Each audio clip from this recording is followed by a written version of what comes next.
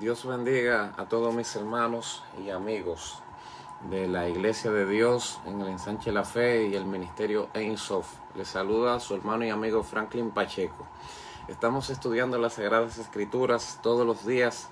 Estamos tomando este tiempo para reflexionar, para meditar, para adorar y para estudiar. Ya tenemos, esta es nuestra tercera semana y ahora en esta semana estamos estudiando teología sistemática. Bendito sea el nombre del Señor. Así que doy gloria a Dios por todos mis hermanos y por todos mis amigos que poco a poco se están conectando y que posteriormente se irán conectando a esta transmisión y por aquellos que posteriormente la van a recibir. La Biblia dice en el Salmo 127:1 en adelante: si el Señor no edifica la casa, en vano trabajan los que la edifican. Si el Señor no vela la ciudad, en vano vela la guardia. Y dice el salmista: por demás es que te levantes de madrugada y vayas tarde a reposar, y que comas pan de dolores, porque al que el Señor ama dará el sueño. Este pasaje es muy poderoso y me llama mucho la atención, porque nos revela que si vamos a tener éxito en la vida, el esfuerzo es importante, pero lo más importante es Dios que está detrás de nuestro esfuerzo. Estuve escuchando una anécdota que me impactó y me llamó mucho la atención, de un señor, un padre, que era muy rico y tenía sus hijos, y uno de sus hijos tenía el sueño y la intención de prosperar lejos de su padre.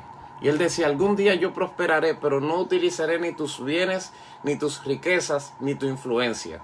Un día, este joven, tratando de alcanzar su sueño, le dijo al padre: dame la parte que me corresponde, dame mi herencia. Y se fue a vivir muy lejos de esa ciudad. Y comenzó a hacer negocios, pero se daba cuenta que mientras más negocio hacía antes le iba peor, y terminó fracasando de una manera increíble. Su fracaso fue tan grande que terminó durmiendo en la calle. Terminó durmiendo en el parque de una calle en otra ciudad. Un día un hombre se le acerca y le dice: joven, ¿cómo terminaste aquí? Y él le contó su historia, y el hombre, movido a misericordia, le dijo: ven a mi casa, te daré techo y te daré comida. Solamente tienes que sacar el perro media hora todos los días, y tal vez te va mejor y consigues trabajo. Pues lo hizo así. El joven lo agradeció mucho. Posteriormente, en esta situación ya donde tenía techo y comida, consiguió un trabajo en una panadería. Pero este trabajo tenía algo particular: le pagaban demasiado bien. Era tanto el dinero que le daban por lo poco que hacía, que este joven comenzó a hacer un ahorro y montó su propia panadería, y las cosas le estaban yendo mejor. Pero el lugar donde puso su panadería tampoco le iba muy bien por el lugar donde estaba. Pero un día llegó un hombre, y el hombre probó el producto y dijo: oye, pero este producto es muy bueno. Lamentablemente que tú estás en este lugar donde no avanzas, tú deberías estar en el centro de la ciudad. El joven le dijo: es que es muy caro el centro de la ciudad, no puedo. Y el hombre le dijo: te voy a patrocinar, te voy a ayudar. Y lo ayudó a instalarse en el centro de la ciudad. Y en el centro de la ciudad consiguió contratos tan buenos y tan grandes que montó su negocio en todos los pueblos de ese país, y se hizo inmensamente rico y prosperó y tuvo éxito y alcanzó su meta. Este joven le escribió una carta a su padre, y en la carta le decía: padre, quiero decirte que logré mi meta. Me costó mucho trabajo. Pasé lo que no te imaginas, pero lo logré. Soy un hombre próspero y soy un hombre bendecido. Y quiero que sepas que lo logré separado de ti. Lo logré lejos de ti. No necesité tu dinero ni necesité tu influencia. El padre le envió una carta para atrás a su hijo y le dijo: hijo mío, lamento decepcionarte. Quiero que sepas que todo lo que tú lograste, lo lograste por mí. Cuando te vi tirado en aquella calle durmiendo, no pude evitar conectarme contigo porque eres mi hijo y sentí mucha misericordia por ti.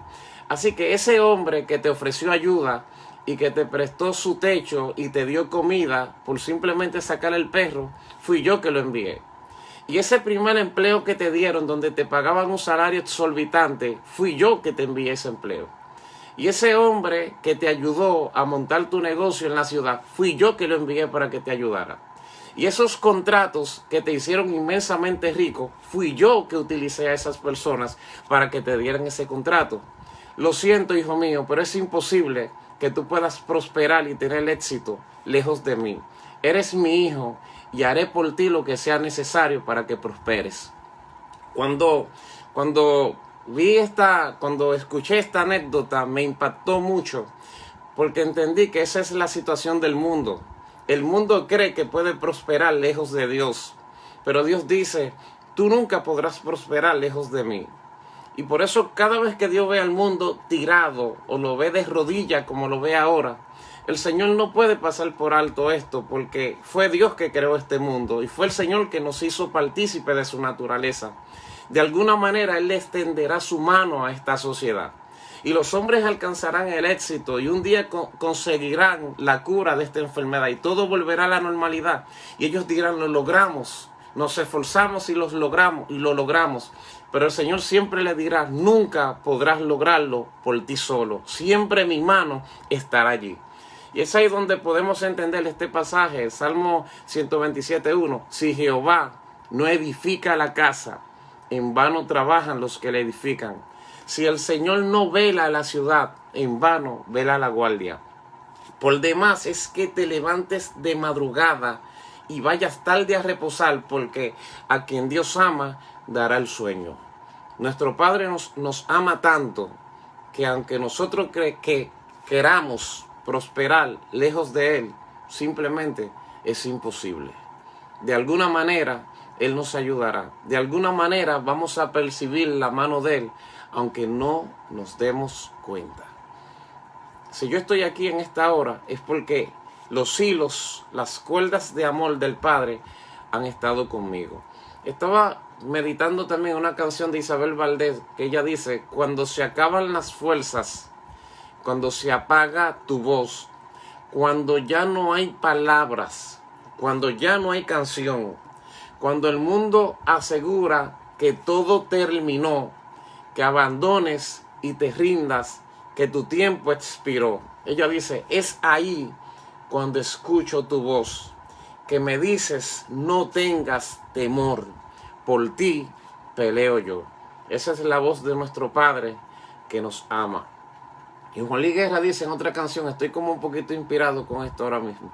Dice en otra canción, mi Padre me ama tanto que su Hijo dio por mí. Yo siempre las gracias le daré. Me ha dado su amor y su justicia. Bendito sea su nombre. A su lado nada temeré. Y cantaré, Padre, me has amado tanto. Me has dado tu Espíritu Santo. Por siempre gloria te daré. Algo así. Bendito sea Dios. Vamos a orar en esta hora para que continuemos con nuestro estudio de teología sistemática. Señor Todopoderoso, te doy gracias. Gracias por lo que tú haces. Gracias porque tú eres grande. Gracias porque tú eres bueno. Sigue bendiciendo a tu pueblo que te ama, Dios mío, y permite que tu palabra alcance lo profundo de sus corazones, Dios. En el nombre glorioso de Jesús, tu Hijo amado. Amén y amén. Gloria a Dios. Estamos estudiando teología sistemática y ya hemos analizado muchos términos. No vamos a hacer repaso en este momento porque el repaso se daría muy intenso y muy extenso. Lo que te voy a recomendar es que veas los videos pasados para que te conectes mejor con el término que es teología, cuáles son las ramas de la teología, cuáles son las dimensiones del estudio teológico, qué es la teología sistemática, qué es la teología fundamentalista, qué es la teología aplicada. Gloria a Dios. Y por qué estamos estudiando teología sistemática en esta hora. También el porqué de la teología, que ya lo analizamos. El problema de la teología, el método teológico, que es algo importantísimo y fundamental. Gloria a Dios. La teología dogmática y esos elementos que son básicos. En 2 estudios pasados que no duran media hora, ninguno de ellos, te vas a conectar con todo este concepto. Y hoy vamos a hablar en el marco de la teología sistemática acerca de la religión. La religión. El concepto de religión desde el enfoque teológico. Y vamos a desmontar algunas estructuras que forman parte de nuestra naturaleza o de los dogmas que han invadido y dominado la iglesia hasta este tiempo. Santiago capítulo 1 versículo 26, oiga lo que dice: si alguno se cree religioso entre vosotros y no refrena su lengua, sino que engaña su corazón, la religión de tal es vana. La religión pura y sin mácula delante de Dios el Padre es esta: visitar a los huérfanos y a las viudas en sus tribulaciones y guardarse sin mancha del mundo. Si alguno se cree religioso entre vosotros, dice Santiago, y no refrena su lengua, sino que engaña a su corazón, la religión de tal es vana. Pues desde un contexto religioso, valga el término, o dogmático o cultural dentro de la iglesia, se nos ha enseñado que el evangelio no es religión, que el evangelio es poder de Dios. Y evidentemente Romanos 1:16, Pablo dice: porque no me avergüenzo del evangelio, porque es poder de Dios para salvación a todo aquel que cree. Pero cuando nosotros nos desconectamos del concepto de que si somos o no somos religiosos, entonces estamos entrando en una dimensión que no va con nosotros, porque en realidad sí lo somos, sí somos religiosos. Y esto tengo que explicártelo muy bien, porque aunque esta palabra no está normalmente en la boca de nosotros, los creyentes o los cristianos, sí en verdad somos una religión. Y Santiago en este pasaje dice que si alguno se cree religioso entre vosotros y no refrena su lengua, la religión del tal es vana. Y él dice: la religión pura y sin mácula delante de Dios es esta. Porque él dice que hay una religión que es pura y sin mácula. ¿Y por qué dice que hay una religión vana? Porque en realidad son las dos dimensiones del concepto religioso. Es decir, la religión en sí, o el concepto general de religión, tiene dos dimensiones. La religión vana, que es aquella que no refrena su lengua, aquella que no le importa hacerle daño a su prójimo, aquella que es egoísta y egocéntrica, que gira en torno a un hombre.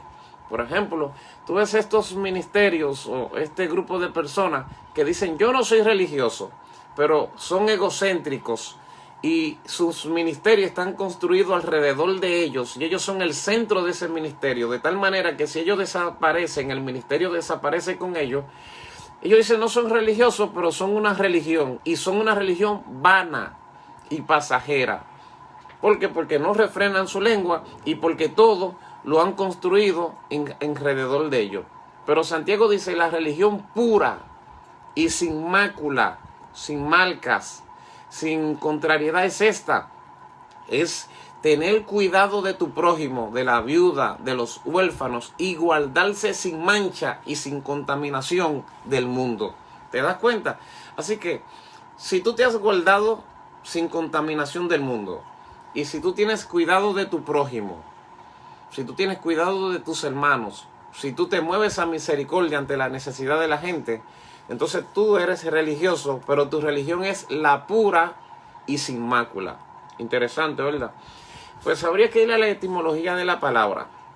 La palabra religión en latín, porque es una palabra tardía, no tiene incidencia en la antigüedad, en el pasado muy antiguo, pues en latín viene de religión. Y esta palabra viene de religare, que se traduce como volver a ligar, volver a unir. El concepto de la religión habla del conjunto de prácticas que tienen que ver con una fe o que tienen que ver con dogma, que persigue volver a unir el hombre con Dios. Cuando Adán y Eva pecaron, se desligaron de Dios. Hubo un rompimiento. Y este rompimiento solamente se puede volver a unir. Esto que se rompió puede volver a unirse, puede volver a conectarse a través del arrepentimiento. Y arrepentirse es volver Ese es el concepto más puro de la palabra arrepentimiento, la teshuvá. En el contexto griego es metanoia, cambio de mentalidad. Es cambiar tu mentalidad, y en el contexto hebreo es volver otra vez, es volver al principio, volver a la unión, volver a la conexión. Así que el propósito de la religión es que el hombre se arrepienta para que vuelva a Dios. Pero para esto tiene que tener como fuente la fe original o la fe verdadera. Si no, el asunto simplemente no funciona. Gloria a Dios. Por eso te vas a dar cuenta que sí existe la religión pura y existe la religión vana. Otro ejemplo, un ejemplo. Supongamos que dos hombres están adorando a Dios en el templo, pero uno de ellos no es temeroso de Dios, dice mentira, coge prestado y no paga, maltrata a su esposa, maltrata a sus hijos, es chismoso, es prepotente. Y el otro es íntegro, es justo, le da a Dios lo que es de Dios, a César lo que es de César. Los dos están adorando en el mismo templo, pero cada cual tiene una religión diferente.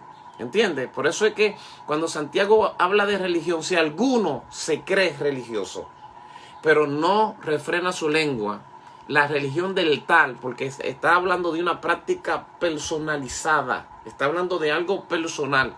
O sea, si se cree, pero no hace esto, o trata a su prójimo de esta manera, su religión es vana. Entonces la religión es una práctica personal que te conecta o te desconecta con el propósito de aquella religión. Entonces hay gente dentro de la iglesia que adora, que canta, que predica, inclusive ministros, evangelistas, maestros, pastores, que profesan una fe, pero se desconectan del propósito de la fe cuando maltratan a su gente. Entonces dice, su religión es vana. Ve, dos personas en el mismo templo con dos tipos de religiones diferentes. Ahora, cuando las prácticas son de una cultura o de un conglomerado de personas, entonces entra en el nivel de secta, y vamos para allá en un momento. Entonces, una pregunta que usted debe dominar: ¿cuáles son los elementos que pueden describir una religión? ¿Cuáles son los elementos que forman parte de una religión? Número uno, toda religión debe tener un Dios. Toda religión debe tener una revelación.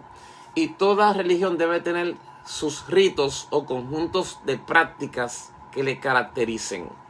Por ejemplo, nosotros somos cristianos, seguidores de Cristo, que ese es el tema de mañana, el cristianismo.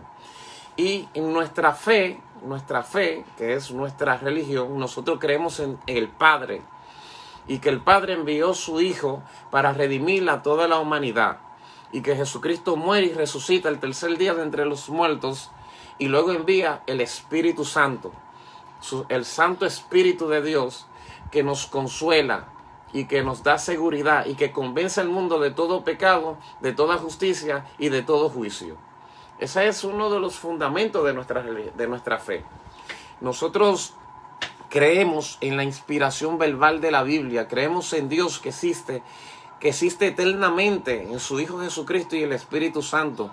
Creemos que el arrepentimiento ha sido ordenado por Dios a todos y que fue necesario para el perdón de los pecados. Creemos en la santificación y la santidad como un estilo de vida. Creemos en el bautismo en agua y en el bautismo en el Espíritu Santo. Creemos en la regeneración, que es señal también del nuevo nacimiento. Nosotros creemos en todo esto. Creemos en la segunda venida de Jesucristo. Creemos en la venida de nuestro Señor y Salvador Jesucristo. Creemos en la resurrección corporal. Eso forma parte de nuestra fe. Resurrección corporal. Vida eterna para los santos. Castigo eterno para los inicuos. Creemos también en el milenio, escatológicamente hablando, y el conjunto de nuestra fe, que también forma parte de nuestra revelación, de la revelación de Dios y del conocimiento que tenemos de Dios, también demanda un conjunto de prácticas o de ritos espirituales. Por ejemplo, creemos en la oración. Y yo sé que muchos de los que me están mirando ahora mismo y que me están escuchando creen en la oración. Pues ¿sabía usted que la oración es una práctica religiosa? que oran bueno, todo depende a quien usted está orando. Oran los mahometanos, es decir, los musulmanes, oran los católicos, oran los testigos de Jehová, oran los adventistas del séptimo día, oran los solo Jesús, oran los Hare Krishna. Todo el mundo ora. La oración forma parte también de la religión. Nosotros creemos en la oración como una práctica. Creemos en el ayuno, que son prácticas. Creemos en dar. Creemos en las ofrendas. Creemos en los diezmos para sostener la iglesia. Lo que no creemos es en la manipulación para que la gente se despoje de lo que Dios le ha dado. Yo creo que esto es un asunto de fe y de obediencia personal, y que tiene que ver con la madurez y el crecimiento de los creyentes. Pues entonces tenemos un conjunto de prácticas que nos constituyen como una religión. Ahora, hay una diferencia entre las religiones puras y sin mácula y las falsas religiones. La diferencia tiene que ver con Dios, el enfoque que tengan cada uno de ellos de la divinidad. Gloria a Dios. Si usted quiere saber cuál es la diferencia entre una religión y otra, pregúntale por su Dios. Y el enfoque que tenga de la divinidad te va a revelar su trayectoria o el peso que tenga para enmarcarse como una religión pura y sin mácula. También investiga cuál es la revelación de la doctrina que ellos tienen y cuáles son los ritos que ellos practican para acercarse a su Dios. Si no, entonces esa religión entraría en el nivel de secta o sectarismo. Y esto es interesante, esto es poderoso. ¿Por qué entraría en el nivel de secta? Cuando, por ejemplo, tú sustentas una fe, un Dios, una revelación y un conjunto de prácticas, todas las demás religiones que sustentan un Dios diferente, una revelación diferente y un conjunto de prácticas diferentes, entrarían en el nivel de secta tocante a tu enfoque de tu religión. Al igual que para ellos, que sirven a un Dios diferente, que tienen una revelación diferente y un conjunto de prácticas diferentes, para ellos tú eres una secta. Eso es increíble, ¿verdad que sí? De ahí es que la palabra para secta es una palabra griega, jaireísmo,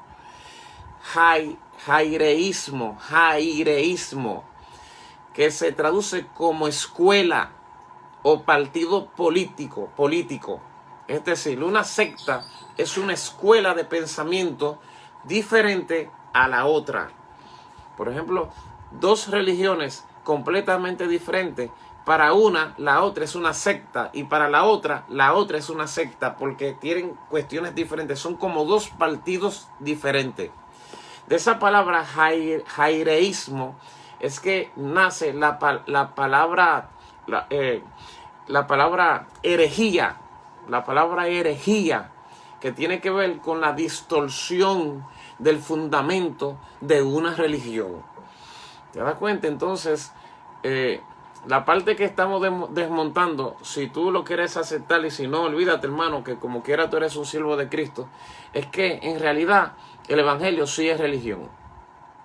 El evangelio es religión y el evangelio es poder de Dios. Y que nosotros no somos una religión vana, sino que somos una religión pura y sin mácula. ¿Por qué? Porque nos preocupamos de nuestro prójimo y nos hemos apartado de la contaminación del mundo. Gloria a Dios. Esta es la enseñanza para este día, mis amados hermanos. Espero que le haya sido de mucho provecho. Y vamos a las preguntas. Tengo 5 preguntas para ustedes hoy. ¿Qué es una religión?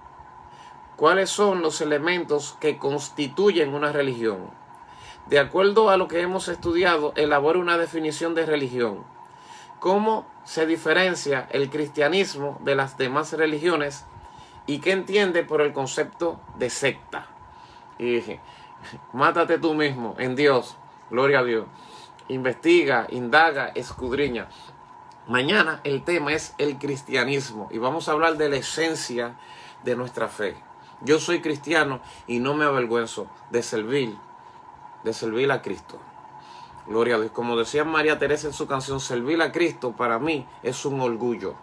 Y cada día llevaré con Él mi cruz, pues aunque pase por pruebas y dificultades, mi cruz no pesará tanto como la del Sinaí.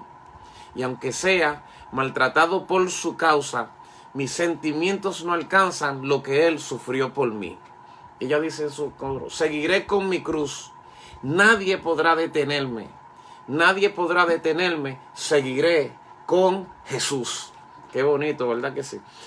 Gloria a Dios. Vamos a orar. Si hay alguien que desee confesar a Cristo como su Salvador personal, en esta oración que vamos a hacer, al final va a repetir conmigo la oración y le entrega su alma a Jesús.